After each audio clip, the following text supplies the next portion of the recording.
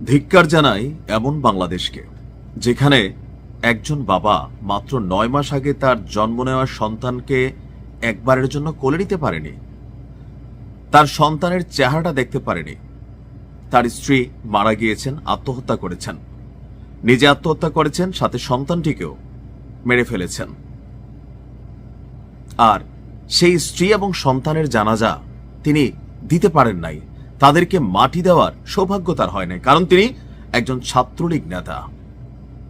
মামলার আসামি জেলে আছেন, কিন্তু আজকে ডক্টর আসিফ নজরুলের বাংলাদেশ, ওনার আইন মন্ত্রণালয় এতটা জটিল হয়েছে যে শেষ মুহূর্তে এসে স্ত্রী এবং এই সন্তান, তিনি কারাগারে থাকা অবস্থায় ৯ মাস আগে তার সন্তানটা হয়েছে, একটা চিঠি লিখছিল, যে চিঠিতে বাচ্চাটাকে এক নজর দেখার, একবার কোলে নেওয়ার অনুভূতিটা তার হয় নাই, কারণ সে তার বাচ্চাকে দেখতে পারে নাই।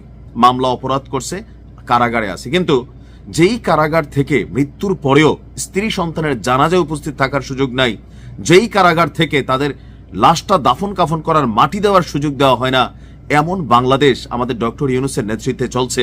আমি আজকে সমালোচনা করতে বাধ্য হচ্ছি, কারণ আওয়ামী লীগের সময় ডান্ডাবেড়ি পরিয়ে একজন ভাইকে জানাজায় নেওয়া হয়েছিল। আমি এই ভিডিওটা করছিলাম, কয়েক কোটি মানুষ দেখছেন। আইনমন্ত্রী আনিসুল হককে বলছিলাম যে আপনার জন্য এই দিন অপেক্ষা করতেছে।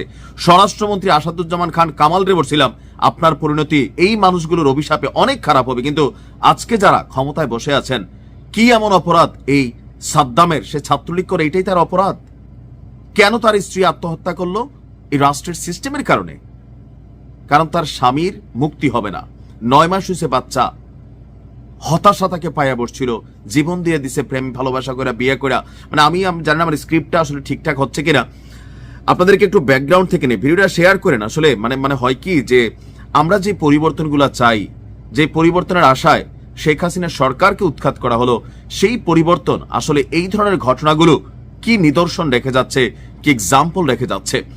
৫ বছর আগে প্রেম করে বিয়ে করেছিল কানিজ সুবর্ণা স্বর্ণালী এবং নিষিদ্ধ ছাত্রলীগের বাগেরহাট সদর উপজেলা সভাপতি জোয়েল হাসান সাদ্দাম। দাম্পত্য জীবনে জন্ম নিয়েছিল শেহজাদ হোসেন নাজিফ নামক ফুটফুটে একটি পুত্র সন্তান।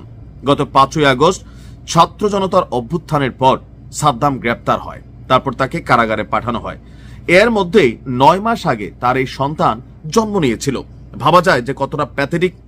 জন্মের পর তো বাবাকে দেখেই নাই, এমনকি সন্তানকে একবার কোলে নেওয়ার যে তীব্র আকাঙ্ক্ষা, এটা সাদ্দামকে কুড়ি করে খাচ্ছিল।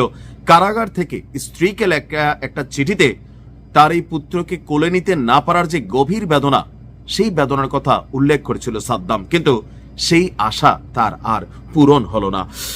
স্বামীকে কারাগার থেকে মুক্ত করতে না পারার হতাশা শেষ পর্যন্ত কেড়ে নিয়েছে কানিজ সুবর্ণা স্বর্ণালী এবং তার শিশু সন্তানের জীবন, কারণ তিনি আত্মহত্যা করেছেন। আজকে বিকেলে শেষবারের মতন স্ত্রী এবং সন্তানকে এক নজর দেখতে মরদেহ নিয়ে যাওয়া হয় যশোর কারাগারের জেল গেটে। তবে স্থানীয়দের দাবি এই মৃত্যু রহস্যজনক। তারা ঘটনার প্রকৃত তদন্ত দাবি করেছেন। আপনার বলা হচ্ছে যে মৃত কানিজ সুবর্ণা স্বর্ণালীর ভাই সুবল হাওলাদার বলছেন, আমার বোনের স্বামী সাদ্দামের প্যারোলে মুক্তির বিষয়ে আমরা মৌখিকভাবে বাগেরহাট জেলা প্রশাসনকে জানিয়েছিলাম। জেলা প্রশাসন থেকে জানানো হয়, যেহেতু তিনি যশোর কারাগারে বন্দী, বিষয়টি যশোর জেলা প্রশাসন দেখবে। সময় স্বল্পতার কারণে আমরা পারিবারিকভাবে সিদ্ধান্ত নেই যে শেষবারের মতন জেল গেটে স্ত্রী এবং সন্তানের মরদেহ দেখানো হবে। এখন বাগেরহাটের যিনি জেলা প্রশাসক আছেন মোহাম্মদ বাতেন, তিনি বলছেন যে সাদ্দাম যশোর কারাগারে রয়েছে, প্যারোলে মুক্তির বিষয়টি জেলা প্রশাসনের এখতিয়ার, এ বিষয়ে আমাদের কিছু করার নাই। বাতেন ভাই, আপনার বউ বাচ্চার যদি এরকম হয়তো, বাতেন ভাই, আপনি কি বাগেরহাটের জেলা, যশোরের জেলা প্রশাসককে ফোন দিতেন নাকি দিতেন না? সবসময় এত আইন দেখাইয়েন না ভাই। এই দেশে আইনের মাইকা বাপ হয়ে আছে সবসময়। যারা ক্ষমতায় থাকে তারা আইনের মারে বাপ করে দেয়। বাতেন ভাই, খুব খারাপ লাগছে আমার নিউজটা দেখা।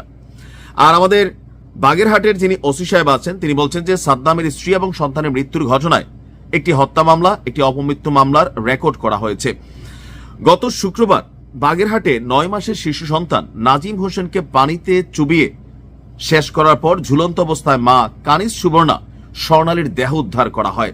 এখন এটাকে আসলে স্বাভাবিক মৃত্যু নাকি কোনো পরিকল্পিত ঘটনা জানি না, তবে আমি ওইদিকে যাচ্ছি না, এটা পুলিশ তদন্ত করবে। আমার কথা হচ্ছে সাদ্দামরে কেন প্যারোলে মুক্তি দেওয়া হলো না? কারণ সে ছাত্রলীগ করে, এটাই তো।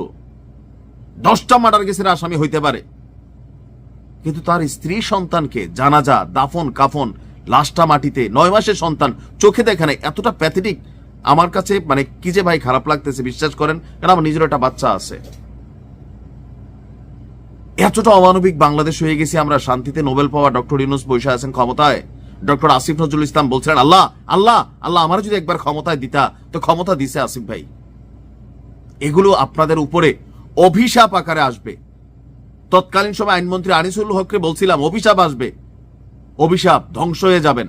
আসাদুজ্জামান খান কামাল রে বলছি ধ্বংস হয়ে যাবেন, উল্টা পুলিশ দিয়ে ডিস্টার্ব করছে, তোরা কেন বলিস। এখন আপনাদেরকে বলতেছি, মানে এগুলার যে আহাজারি, এটা আপনার উপর আসবে ভাই, আরো 10 গুণ তীব্র আকারে আসবে, কারণ কিছু বিচার প্রকৃতি করে ফেলে। আমি এই ঘটনায় টোটাল নিন্দা জানাই যে এত আইনের মারপ্যাচ মাঝে মাঝে সাধারণ মানুষের জন্য তৈরি হয়, আর বড় লোকদের বেলা আইনের কোনো কিছুই নাই, তোয়াক্কা নাই, রাষ্ট্র ছেড়ে চলে যেতেছে। এই বাংলাদেশ নিয়ে আজকে আর কিছু বলার নাই, আসলে নাই। তবে ভবিষ্যতের জন্য এগুলা নিদর্শন হয়ে থাকলো। আসসালামু আলাইকুম।